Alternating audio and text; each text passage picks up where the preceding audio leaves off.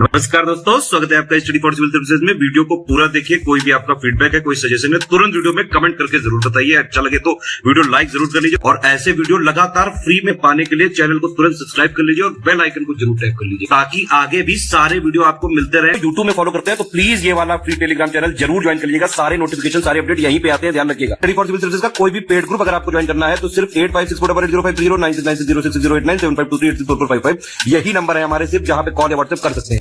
Instagram पे हमारा page जरूर फॉलो कर लीजिएगा, studyforcivil.services है। ट्विटर पे हमको जरूर फॉलो कर लीजिएगा, @studyforcivils है। सारे क्वेश्चन अटेम्प्ट करिए और स्कोर अपना तुरंत कमेंट करके बताइए। नमस्कार दोस्तों, स्वागत है आपका स्टडी फॉर सिविल सर्विसेज में। पीटी एग्जामिनेशन 2022 के लिए हम लगातार पेड क्विज़ेस को देख रहे हैं, कंटिन्यू करेंगे उसको। जितने भी वीडियोस इस सीरीज में पूरे हम कर रहे हैं, प्लीज इसको देख लीजिएगा, आपके लिए बेहद इंपॉर्टेंट है। मैक्सिमम जो इंपॉर्टेंट फैक्ट्स होते हैं यहाँ पे कवर किए जाते हैं क्वेश्चन के फॉर्म में, जो सीधे सीधे आपको एग्जाम्स में देखने को मिलेंगे। इस बार आपके एग्जाम जो है लगभग 4 शिफ्टों में करवाए जाएंगे, तो आपको जो है प्रैक्टिस करने की बहुत ज़्यादा ज़रूरत है, ठीक है। तो इस वजह से इसको प्लीज़ हमारे फ्री टेलीग्राम चैनल जो है UPSSC by PET by study for civil services, वहाँ पे क्विजेस भी फ्री में करवाई जाती हैं, तो उसको आप अटेम्प्ट कर सकते हैं। और ये पेड क्विज की सीरीज जो है, अगर आपने एडमिशन नहीं लिया है तो फिर भी आप वीडियो सीरीज देख करके यहाँ से अपना तैयारी को बेहद एकदम फायदेमंद कर सकते हैं, ठीक। तो हम स्टार्ट करेंगे फर्स्ट क्वेश्चन के साथ बिना किसी देरी के। कहा जा रहा है कि कांग्रेस का विभाजन किस वर्ष में हुआ था? तो इंडियन नेशनल कांग्रेस जो फ्रीडम स्ट्रगल के टाइम पे 1885 में बनाई गई, ठीक। तो आते आते यहाँ पे 1907 में जो सूरत में एक सेशन हुआ, ठीक, ए ऑप्शन में, ठीक। यहाँ पे कांग्रेस जो है 2 दलों में विभाजित हो गई, जो कि एक्सट्रीमिस्ट और मॉडरेट है ना, गरम दल और नरम दल के रूप में जिनको कहा जाता है। तो यहाँ से ऑप्शन हमारा ए जो है ये करेक्ट हो जाएगा। महात्मा गांधी ने कांग्रेस की अध्यक्षता, जो कि उन्होंने बेलगाम शहर में जहाँ पे ये अधिवेशन हुआ था उसकी अध्यक्षता की थी। तो वही पूछा जा रहा है कि कौन से वर्ष में की थी, ठीक है। तो ये इकलौता सेशन है जिसमें गांधी जी कांग्रेस के अध्यक्ष बने, ठीक है, एक ही बार बने थे, और ये सेशन हुआ था बेलगाम में 1924 में, यानी कि सी ऑप्शन। मॉर्ले मिंटो सुधार कब हुआ था, ठीक। तो देखिए, जो इंडियन काउंसिल एक्ट आया था 1909 का, इसको मॉर्ले मिंटो रिफॉर्म्स के नाम से भी जानते हैं। ऐसा क्यों नाम पड़ा है कि जो मॉर्ले यहाँ पे लिखा हुआ है, मतलब पहले तो सेक्रेटरी ऑफ स्टेट की जो पोस्ट होती थी उस समय भारत में, वो लॉर्ड मॉर्ले उस समय सेक्रेटरी ऑफ स्टेट थे और लॉर्ड मिंटो जो थे वो वाइसराय थे, ठीक। तो इन्हीं दोनों के नाम से इसका पड़ा है। और इसका जो सबसे मेन फीचर था 1909 वाले एक्ट का, आपको पता होगा कि रिलीजन के बेसिस पे जो सबसे पहले सेपरेट इलेक्टोरेट दिया गया है ना मुस्लिम्स के लिए, तो उसके लिए एक्ट जो है फेमस है, तो इसको भी ध्यान रखिएगा। गांधी जी ने टॉलस्टॉय फॉर्म, जो कि दक्षिण अफ्रीका में मतलब स्टैब्लिश किया गया था, तो उसकी स्थापना कब की थी ये बताना है, ठीक। तो यहाँ पे साउथ अफ्रीका में जब जो है गांधी जी थे, तो साउथ अफ्रीकन मूवमेंट के दौरान ये आश्रम टॉलस्टॉय फॉर्म जो है इसकी स्थापना की गई थी वर्ष 1910 में। दक्षिण अफ्रीका में गांधी जी ने इंडियन ओपिनियन साप्ताहिक पत्र जो है कब शुरू किया था, किस वर्ष में शुरू किया था, ठीक। तो यहाँ पे जो इंडियन ओपिनियन है उसको ध्यान रखिएगा, गांधी जी ने लॉन्च किया है, किस वर्ष में किया था? तो 1903 में, यानी डेट थी 4 जून 1903। निम्नलिखित में से कौन सा एक भारतीय राज्य तट रेखा से नहीं लगा हुआ है, ठीक है। तो आपको पता है कि भारत का जो ये ऐसे स्ट्रक्चर है, पेनिनसुलर इंडिया वाला भाग देखेंगे तो ये अरेबियन ओशियन वाला एरिया है, ठीक। ये बे ऑफ बंगाल हो गया और नीचे क्या है, इंडियन ओशियन, ठीक। तो अब यहाँ पे हमारे 9 ऐसे राज्य हैं जो कि ये जिनके मतलब कोस्ट लाइन पे बेस्ड हैं। तो इसमें कौन कौन से राज्य हैं? इसमें से कर्नाटक है, गोवा है, केरला है, मिजोरम इसमें नहीं है, ठीक। जैसे यहाँ से स्टार्टिंग होती है हमारी गुजरात से, सबसे लंबी कोस्ट लाइन जिसकी है, ठीक। उसके बाद हमारा क्या आ जाता है, महाराष्ट्र, ठीक, फिर गोवा, फिर उसके बाद कर्नाटक, फिर केरल, है ना, फिर इधर तमिलनाडु, फिर उसके बाद ऊपर देखेंगे आंध्र प्रदेश, फिर उड़ीसा, है ना, वेस्ट बंगाल। तो इस तरीके से कुछ क्रम है। मिजोरम यहाँ पे नॉर्थ ईस्ट का चूंकि स्टेट है, इसकी आप इंटरनेशनल बाउंड्री देखेंगे तो म्यांमार से लगती है, तो इसको भी ध्यान रख सकते हैं आप। निम्नलिखित भारतीय द्वीपों में से कौन सा द्वीप भारत एवं श्रीलंका के बीच में स्थित है, ठीक। तो ये भारत है, इधर श्रीलंका है, ठीक। तो यहाँ तमिलनाडु के एज में क्या है, रामेश्वरम ही तो है ना। तो ऑप्शन ए हमारा करेक्ट हो जाएगा। अफ्रीका और एशिया को अलग करने वाला, अर्थात लाल सागर और अदन की खाड़ी को जोड़ने वाली जल संधि में से कौन सी है, ठीक है। तो यहाँ पे मैप में इसको देख लीजिएगा एक बार, जो ये रेड सी का एरिया है ना अफ्रीका के ये ईस्टर्न पार्ट में, तो रेड सी और गल्फ ऑफ एडन जो है इधर यमन के रीजन में, तो इसको सेपरेट करता है ये बाब अल मंदाब जो स्ट्रेट है ये। निम्नलिखित रामसर स्थलों और उनके राज्य की कौन सी जोड़ी सही नहीं है? तो देखिए, रामसर स्थल जो वेटलैंड होते हैं इंटरनेशनल इंपॉर्टेंस को, उनको इस कैटेगरी में रखा जाता है। तो सांडी पक्षी अभ्यारण्य ऑप्शन ये जो है ये गलत है, लिखा हुआ है असम, परंतु ये यूपी में है हमारे, किस जिले में, हरदोई में, ठीक।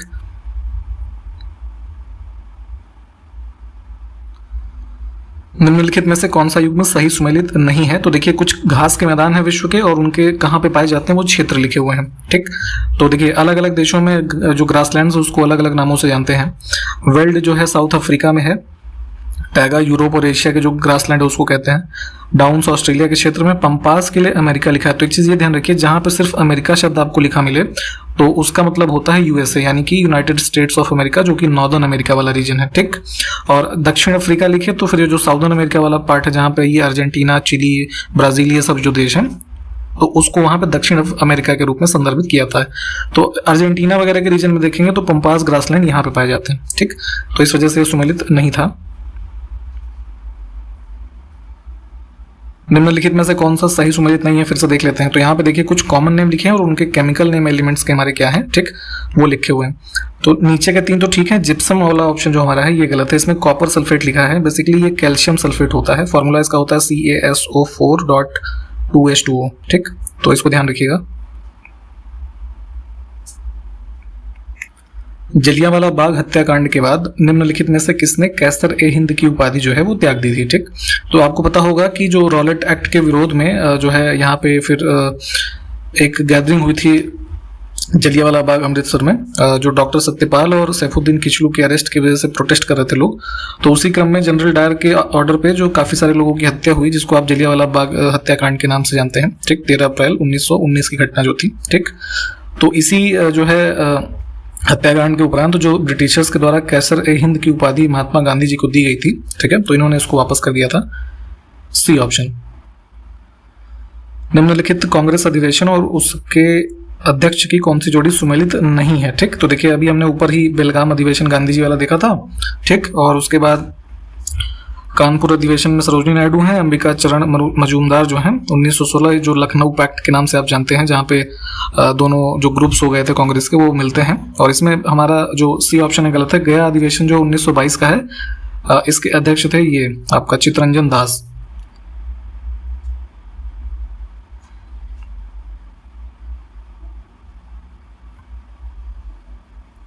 यहाँ पे ये थोड़ा इग्नोर करेंगे। निम्नलिखित समाज सुधारक संगठन और उनके स्थापना वर्ष की कौन सी जोड़ी सही सुमेलित नहीं है? तो इसमें गलत है परमहंस मंडली, जो कि बॉम्बे में स्थापित हुई थी 1849 में, यहाँ पे 69 लिखा है। ठीक,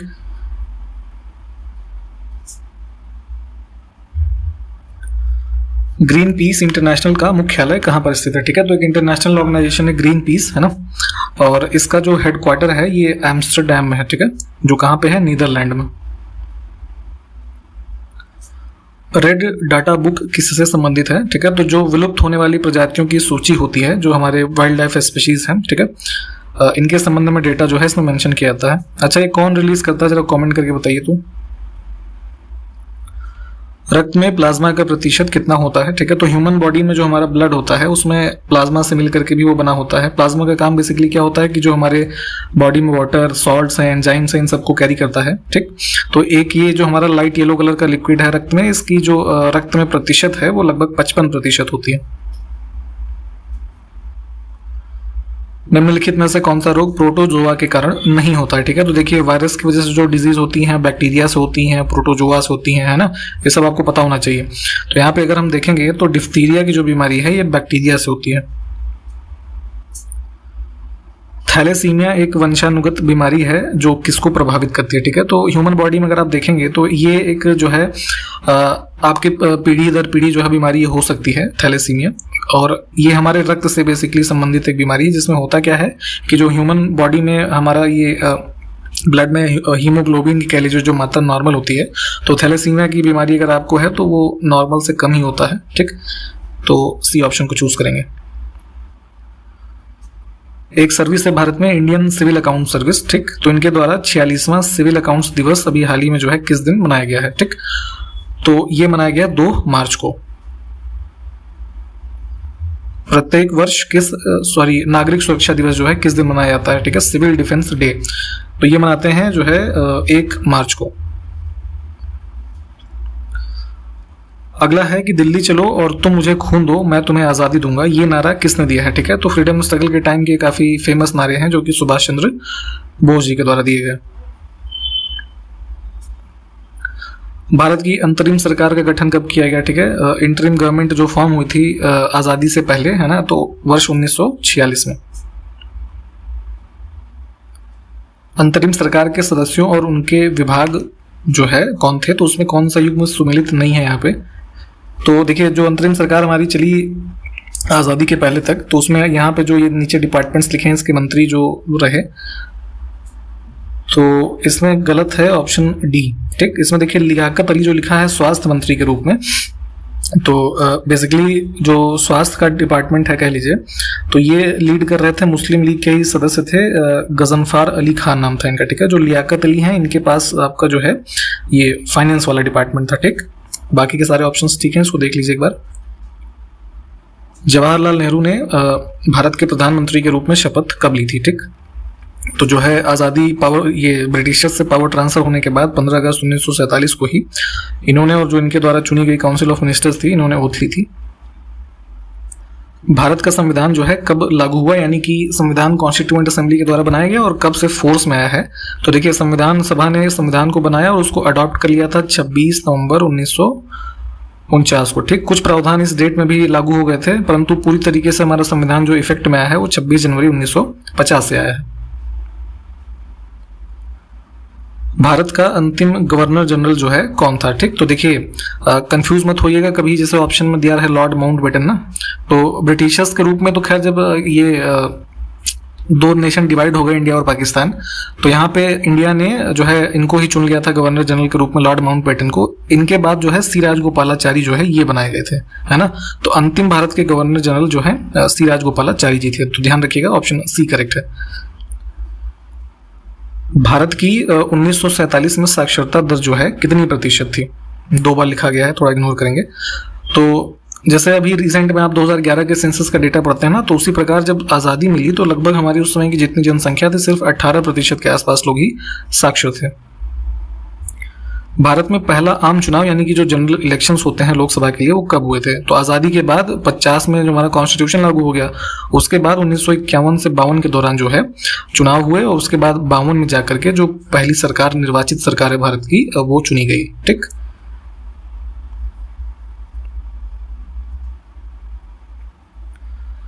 स्वतंत्र भारत की पहली औद्योगिक नीति कब आई थी, ठीक है। तो आज़ादी मिलने के बाद जो है 1948 में ही जो है इंडस्ट्रीज को प्रमोट करने के लिए इंडस्ट्रियल पॉलिसी लाई गई थी। डी ऑप्शन को चूज करेंगे। शराब का पीएच मान क्या होता है, ठीक है। तो पीएच स्केल आपको पता होगा कि जो हमारी होती है 7 पे, यहाँ पे देखिए 7 से कम वाले हम एसिडिक मानते हैं, 7 से ऊपर जो है बेसिक मान लेते हैं, ठीक। तो अब शराब का जो पीएच मान है, अल्कोहल कह लीजिए या वाइन कह लीजिए, तो ये लगभग जो है 2.8 से 3.8 या 4.2 तक भी माना जाता है ना। तो ये रेंज होती है क्योंकि शराब हमारी एसिडिक ही तो होती है। निम्नलिखित में से किस बहुलक का प्रयोग बुलेट प्रूफ खिड़की बनाने में किया जाता है, ठीक है। तो जो कार वगैरह होती हैं तो उसमें देखा होगा आपने कि जैसे प्रधानमंत्री, राष्ट्रपति या जो और वीआईपीज होते हैं, तो इनकी कार को सिक्योरिटी वाइज जो है इसको काफी मजबूत बनाने के लिए इसमें जो हम पॉलीमर यूज करते हैं ये पॉलीकार्बोनेट होता है। निम्नलिखित में से कौन सी जोड़ी सुमेलित नहीं है, ठीक है। तो यहाँ पे देखिए कुछ हमारे कंपोनेंट जिसको हम सामान्य नाम से जानते हैं उसके केमिकल नेम लिखे हुए हैं। तो बेकिंग सोडा जो है, जो खाने वगैरह में यूज करते हैं आप, है ना, जो बेक करने वाली जैसे केक वगैरह जो चीजें हैं, तो इसको सोडियम हाइड्रोक्साइड नहीं, सोडियम बाइकार्बोनेट होता है, ठीक। इसका फॉर्मूला होता है NaHCO3। बाकी के ऑप्शंस भी देख लीजिए। निम्नलिखित में से कौन सी एक गैस जो है वो अक्रिय गैस यानी कि इनर्ट गैस नहीं है, ठीक। तो देखिए केमिस्ट्री में इनर्ट गैसेस का कॉन्सेप्ट आपने हो सकता है पढ़ा होगा। इनर्ट गैसेस ऐसी गैसेस होती हैं जो किसी मतलब कोई केमिकल रिएक्शन नहीं करती किसी और दूसरे केमिकल सब्सटेंस के साथ, है ना, जिससे कि कोई नया कंपाउंड नहीं बनता है, ठीक। ऐसी गैसें को अक्रिय गैस कहा जाता है। तो यहाँ पे मेजरली जो है हम अक्रिय गैसों के रूप में नियॉन, ऑर्गन, जेनॉन, इसके अलावा जो है क्रिप्टॉन होता है, रेडॉन होता है, हीलियम और एक और होता है वो याद नहीं आ रहा मुझे, लेकिन यहाँ पे फ्लोरीन जो है ये नहीं होता है, तो ध्यान रखेंगे, ठीक। प्रतिबल यानी कि जो स्ट्रेस होता है, ठीक, इसकी इकाई SI यूनिट जो है वो क्या होती है, ठीक। तो ये होती है न्यूटन प्रति मीटर स्क्वायर, ऑप्शन ए। निम्नलिखित में से कौन सा युग्म सुमेलित नहीं है, ठीक है। तो केमिस्ट्री के संदर्भ में कुछ खोज हैं और उसके जो खोज करता है उनके नाम लिखे हैं। तो यहाँ पे भी जो है ऑप्शन ए हमारा गलत है। गलत इसलिए है कि पॉजिट्रॉन की खोज जो है ये कार्ल एंडरसन ने की थी, ठीक है, लगभग जो है 1932 के आसपास, इस वजह से ये गलत है। बाकी के ठीक है, इसको पढ़ के देख लीजिएगा एक बार। हाइड्रोजन बम किस सिद्धांत पर आधारित होता है, ठीक। तो यहाँ पे जो है इसकी पूरी जो आप स्ट्रक्चर देखेंगे, इसका जो वर्किंग होती है, तो उसमें ये न्यूक्लियर फ्यूजन की जो घटना होती है, तो उसमें अनकंट्रोल्ड न्यूक्लियर फ्यूजन रिएक्शन जो होते हैं, है ना, चेन रिएक्शन, उसकी वजह से होता है प्रोसेस ये हाइड्रोजन बम का। तो यहाँ पे अनियंत्रित संलयन अभिक्रिया यानी कि ऑप्शन ए हमारा जो है ये करेक्ट होगा। इंडियन नेशनल कांग्रेस और इंडियन मुस्लिम लीग ने कहां पर एक ही समय अपने अधिवेशन आयोजित किए थे, ठीक है। तो यहाँ पे दोनों के जो एनुअल सेशंस होते थे, तो ये लखनऊ में हुए थे 1916 में।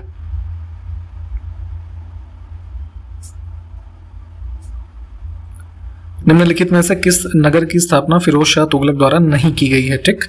तो तुगलक डायनेस्टी का जो रूरल था ये फिरोज शाह, तो इसने फतेहाबाद, फिरोजपुर, जौनपुर, इसके अलावा हिसार और जो है एक और था फिरोजाबाद, है ना, तो ये सब जो शहर हैं इनकी स्थापना की। अहमदपुर जो है इसमें ये नहीं है।